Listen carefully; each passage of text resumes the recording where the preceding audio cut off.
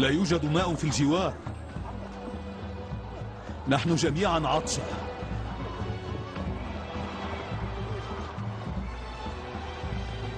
من أين تتزود أنت بالماء؟ لي صديق قريب من نهر الفرات، وهو من يحضر لي الماء والخبز كل شهر بنفسه. إن كنتم تشعرون بالعطش فلا سبيل أمامكم سوى التوجه نحو الفرات.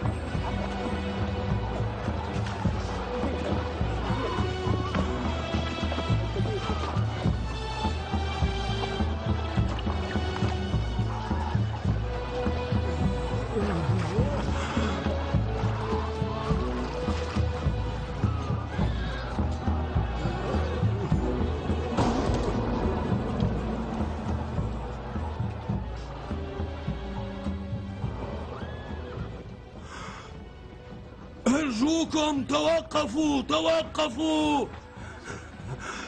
اسمعوني، توقفوا توقفوا، أرجوكم، أنا أكلمكم، إلى أين تذهبون؟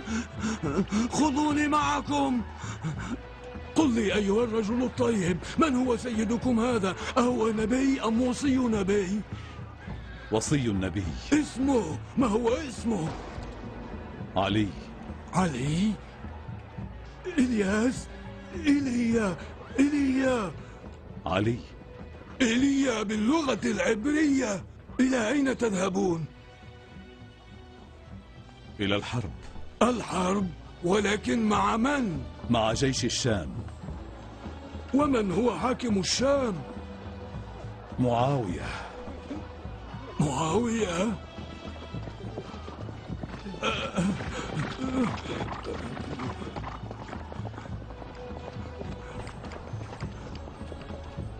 هل أنت وصي النبي؟ أجل أيها النصراني، أنا وصي خاتم الأنبياء.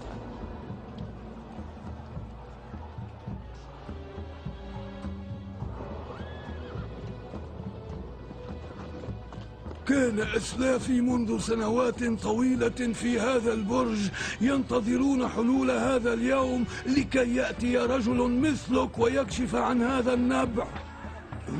لقد رحل كل أسلافي ولم يعرفوا سر هذا النبع. انظر إلى هذا اللوح حيث أشار فيه أحد حواريي المسيح إلى أن نبعا من ينابيع الجنة محفوظ في هذا المكان، ولا أحد يعلم مكان هذا النبع سوى نبي آخر الزمان أو وصيه بالحق. وأيا منكم يلتقي مكتشف هذا النبع فآمنوا به دون تردد وكونوا جميعا في ركابه.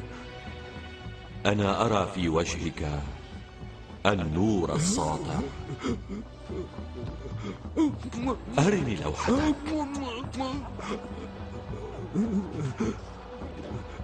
من دواعي الحمد والشكر لله أن لديه ابن أبي طالب.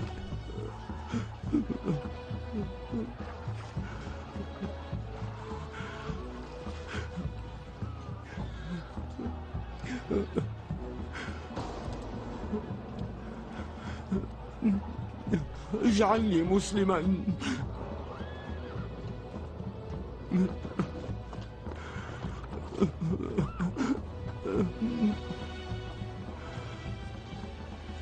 إسلامك ليس بالكلام بل بالعمل. نحن سائرون إلى أنا الحرب. في ركابكم. أنا في ركابكم. أنا في ركابكم. أنا في ركابكم. أنا أبشرك بالإسلام. هل أعطيك بشارة أخرى؟ تفضل يا نور عيني. أنت في صفين ستكون أول الشهداء من جندي. ما ألذ هذا. ما ألذ هذا. ما ألذ هذا. وسوف أصلي على جثمانك أيضا.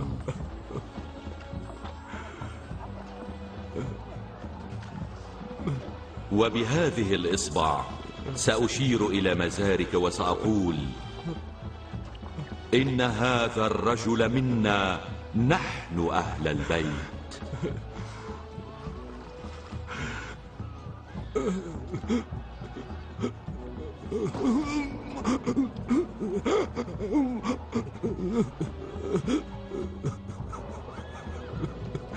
يا لهذه البركة. يا لهذه البركة.